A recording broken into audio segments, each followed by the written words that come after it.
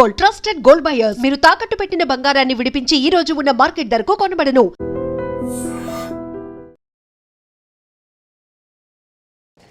India's safest city of women, ఇది Nari report 2025 చెప్తోంది. అందుకే ఈరోజు విశాఖ వేదికగా ఒక గ్రేట్ ఈవెంట్ కూడా పోలీస్ డిపార్ట్మెంట్ కండక్ట్ చేసింది. ఇందులో ఎన్నో కేసులు పరిష్కరించబడ్డాయి, ఎంతోమంది ఆడపిల్లల కన్నీళ్లు తుడవబడ్డాయి, ఎన్నో కుటుంబాలకు పోలీసు వ్యవస్థ ఒక బలమైన భరోసా కల్పించగలిగింది. ఒకటి కాదు, రెండు కాదు. ఎందుకంటే 4 ఏళ్ల పసికందును కూడా తెలియలేనటువంటి నిర్మానుష్య ప్రాంతానికి తీసుకెళ్లి అఘాయిత్యానికి పాల్పడిన దుర్మార్గులకు అంతే వేగంగా పోలీసు వ్యవస్థ ఆధారాలతో సహా కేసును ఛేదించి పోక్సో యాక్ట్లో వాడికి బలమైన శిక్ష విధించినటువంటి కేసులు ఒకటి కాదు, రెండు కాదు, ఎన్నో వేలు కేసులు పరిష్కరించబడినటువంటి క్రమంలోనే ఈరోజు ఒక తండ్రి కూడా మనతో పాటు ఉన్నారు మాట్లాడడానికి.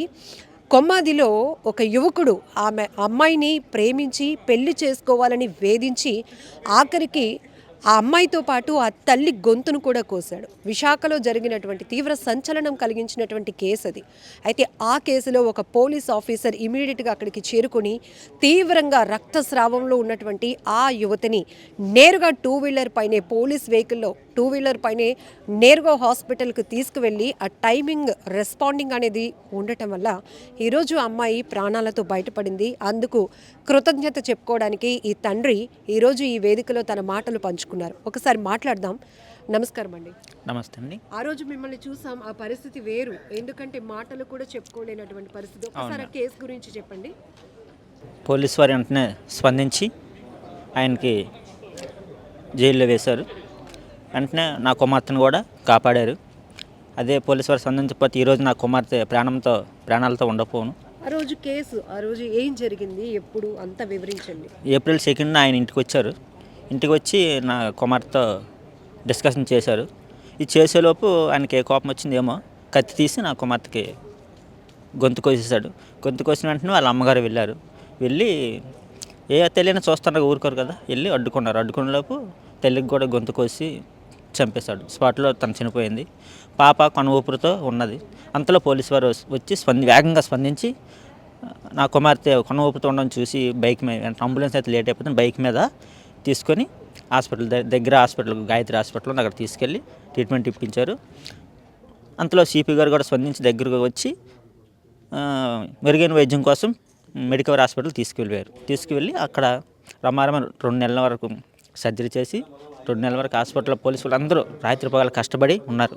నా కూతురు దగ్గర, కుమార్ దగ్గర ఉండి రాత్రి పగలు కష్టపడి శ్రమించి నిద్ర లేకుండా ఉండి నా కుమార్తెకి సర్జరీ అయినంత వరకు ఉండి రక్షణ ఇచ్చారు. ఆ వ్యక్తికి ఎలాంటి శిక్ష పడింది? ఆ వ్యక్తి ప్రజెంట్ అయితే జైల్లో ఉన్నారు.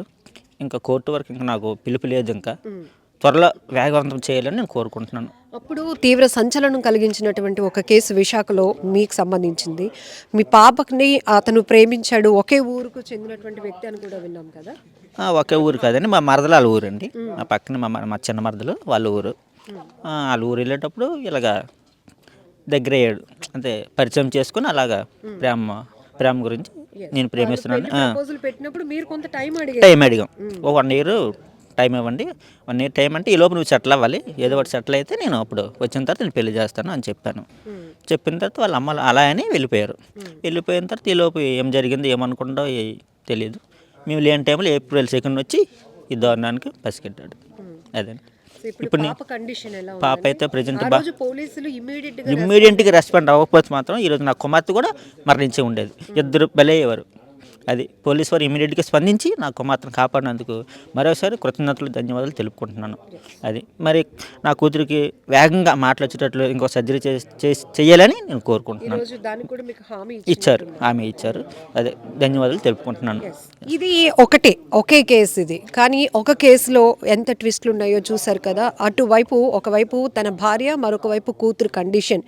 ఆ రోజు ఈయన్ని చూసినప్పుడు మాకే కాళ్ళు చేతులు వణికిపోయాయి. ఎందుకంటే తీవ్రమైన బాధ ప్రతి ఒక్కరిని. ఒకవైపు భార్య వైపు చూడాలా, కూతురు వైపుని చూడాలా, కూతుర్ని రక్షించుకోవాలా, ఒక నిస్సహాయ స్థితిలో ఉండిపోయినటువంటి ఒక తండ్రికి సంబంధించినటువంటి అంశం ఇది. ఇలాంటి ఎన్నో కేసులను పరిష్కరించడం వల్ల ఈరోజు నారీ రిపోర్టు 2025 డిక్లేర్ చేసింది విశాఖపట్నాన్ని ఇండియాలోనే. ఇక్కడ చూస్తున్నారు కదా, సేఫెస్ట్ సిటీ ఆఫ్ ఉమెన్, మహిళలకి భద్రత కల్పించగలిగే సిటీస్లో టాప్ లిస్ట్లో నిలవటం, డిక్లరేషన్ రావటం అనేది నిజంగా ఒక సెలబ్రేషన్ మూమెంటే. ఇది రాష్ట్ర వ్యాప్తంగా కూడా ఇన్స్పిరేషనల్గా ముందుకు తీసుకొని వెళ్ళి మరెన్నో సమస్యలు పరిష్కరించడమే కాదు, పోలీసు వ్యవస్థకు తోడు న్యాయ వ్యవస్థ కూడా వీటిని కఠిన కారాగార శిక్షలు విధించుతూ పోక్సో యాక్ట్లను మరింత యాక్టివేట్ చేయడంతో ఎంతోమంది కుటుంబాలకు, ఎంతోమంది తల్లులకు, ఎంతోమంది బాధితులకు, ఎంతోమంది సామాన్యులకు ఈరోజు న్యాయం సత్వరమే అందగలుగుతోంది అనేటటువంటి ఒక బలమైన భరోసా కల్పిస్తున్నారు. సో విశాఖ నగర పోలీస్ కమిషనర్ గారు కూడా అనునిత్యం సామాన్య ప్రజలకు అందుబాటులో ఉంటూ ఆయన ఒక నెంబర్ కూడా ప్రతి ఒక్కరికి ఎక్కడికి వెళ్ళినా విరివిగా ఆ నెంబర్ను మీరు ప్రతి ఒక్కరు కూడా సేవ్ చేసుకోండి. మీకు ఎలాంటి చిన్న కష్టం వచ్చినా, పెద్ద కష్టం వచ్చినా మీరు కాల్ చేసిన సెకండ్ రింగ్లోనే నేను అటెంప్ట్ చేస్తాను, మీకు రిప్లై ఇస్తాను, మీకు పరిష్కారం కూడా చూపిస్తాను అని ఆయన బాధ్యతలు చేపట్టిన తర్వాత ఏదైతే మాట ఇచ్చారో అది కంటిన్యూస్లీ దానికి ఆ మాటను నిలబెట్టుకోవడానికి ఆయన కమిట్మెంట్గా పనిచేస్తూ ఈరోజు ఈ ప్రైడ్ అచీవ్మెంట్ అని చెప్పచ్చు. సో అందుకోసమని ఎన్నో కేసులు పరిష్కరించబడినటువంటి కేసుల ఫ్యామిలీస్ని మళ్ళీ ఇక్కడికి తీసుకొచ్చి వారు ఏమి ఫేస్ చేశారు, ఇప్పుడు వారికి జరిగినటువంటి న్యాయం ఏంటి అనేది కూడా ఇక్కడ ఫీడ్బ్యాక్ ఇప్పించడం జరిగింది. అడ్వకేట్ అండ్ సోషల్ యాక్టివిటీస్ట్ భాగ్యరేఖ గారు కుప్పిలి మనతో పాటు ఉన్నారు. ఆమె దృష్టికి వచ్చిన ఎన్నో సమస్యల్ని నేరుగా పోలీసులకి వారి ఫోకస్లోనికి పెట్టి ఎంతోమంది మహిళలకు, ఎంతోమంది బాధితులకు న్యాయం చేకూరేలా చేయటంలో ఆమె పాత్ర కూడా చాలా కీలకం. కొన్ని కేసులు ఆమె ఇందాక ఫీడ్బ్యాక్ ఇచ్చినప్పుడు కూడా చాలా బాధేసింది. ప్రతి మహిళ కూడా తనకి జరిగిన అన్యాయం ముందు చెప్పుకోలేక గుండెల నిండా నింపుకున్నటువంటి బాధను కళ్ళ నిండా నింపుకున్న నీళ్లతో వ్యక్తం చేయడమే తప్ప ఆ తర్వాత వారికి ఆ టైంలో నేనున్నాను, నీకు న్యాయం జరుగుతోంది, ఏం జరిగిందో చెప్పు అని ఒక వాయిస్ రేస్ చేసే వాళ్ళు కావాలి ఫస్ట్ విక్టిమ్స్కి. అట్లాంటి వాయిస్ మీరు ఇస్తున్నారు. ఏంటి మేడం ఇప్పుడు పోలీస్ వ్యవస్థ ఈరోజు మనం చూడొచ్చు, నారీ రిపోర్ట్ ఒక సక్సెస్ఫుల్ మీట్ అనేది చెప్పాలి. అవునండి, ఇప్పుడు విశాఖపట్నం పోలీస్ వారు ఎంతో నిబద్ధతతో వాళ్ళు వర్క్ చేస్తున్నారండి. దానికి ఏంటంటే నా దగ్గరగా వచ్చే వాళ్ళలో జెన్యూన్ కేసెస్ నేను జెన్యూన్ అయితేనే తీసుకుంటాను.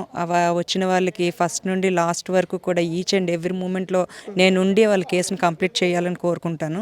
ఆ విధంగా నా దగ్గరికి వచ్చిన వారిని సిపి గారి దగ్గరికి తీసుకెళ్ళడం జరిగింది.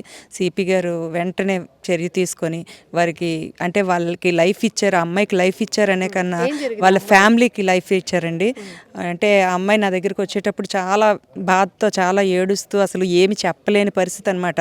బెక్కి ఏడుస్తూ వచ్చింది ఆ అమ్మాయి. ఆ అమ్మాయికి ఏంటమ్మా ఏంటి అని నేను సంభాలించి అడిగినప్పుడు ఆ అమ్మాయి ఏమో నాది చాలా హ్యాపీ ఫ్యామిలీ అండి, అసలు 2 పిల్లలు, నా భర్త కూడా చాలా మంచివాళ్ళు.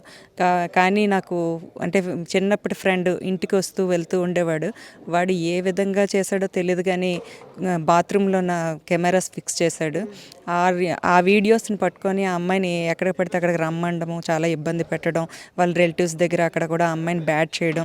ఆ విధంగా చేసేటప్పుడు తనకి ఏం చెయ్యాలో దిక్కుతోచని పరిస్థితి, సూసైడ్ కూడా చేసుకుందామా అని అనిపించింది. ఆ టైంలో ఏం చెయ్యాలో తెలియక ఎవరో నా పేరు చెప్తే నా దగ్గరికి ఆ అమ్మాయి వచ్చిందనమాట. వస్తే ఆ అమ్మాయికి నేను, అమ్మాయి ఇటువంటి విషయాల్లో మన కోర్టులు కేసుల ద్వారా పరిష్కారం కాదు, మనం పోలీస్ వారి సహాయం తీసుకుందాము. ఇప్పుడు మన సిపి గారు చక్కగా కేసులని విని కూడా వాటిని పరిష్కరిస్తున్నారు. పదాన్ని తీసుకొని వెళ్ళడం జరిగింది.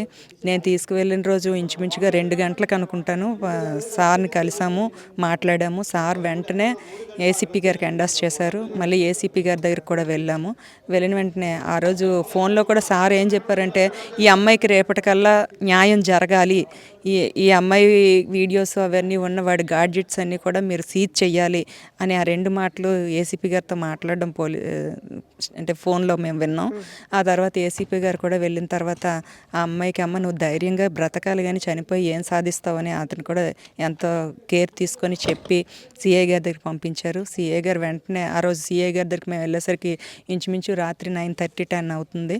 సార్ వెంటనే స్పందించి రేపు మార్నింగ్ ఎర్లీ హవర్స్లో రావాలమ్మా, ఎర్లీ హవర్స్ అవర్స్లోనైతేనే మనకి వాడు దొరుకుతాడు, మళ్ళీ ఏమాత్రం తెలిసినా వాడు తప్పించుకుంటాడని ఎర్లీ అవర్స్లో రమ్మడం జరిగింది. మేము వెళ్ళాము. వెళ్ళగానే ఎఫ్ఐఆర్ ఫైల్ చేసి ఒక 3 కానిస్టేబుల్ని తీసుకొని వెళ్ళి ఆ గ్యాడ్జెట్స్ అన్నీ కూడా సీజ్ చేశారు. ఆమెలో వెంటనే ఒక ధైర్యం వచ్చింది. ఎందుకంటే ముందు రోజు ఆఫ్టర్నూన్ మేము వెళ్ళాము, నెక్స్ట్ డే ఈవినింగ్ కల్లా ఆ అమ్మాయికి అమ్మాయికి లైఫ్ ఇచ్చారనడం కన్నా ఆ ఫ్యామిలీకి లైఫ్ ఇచ్చారు.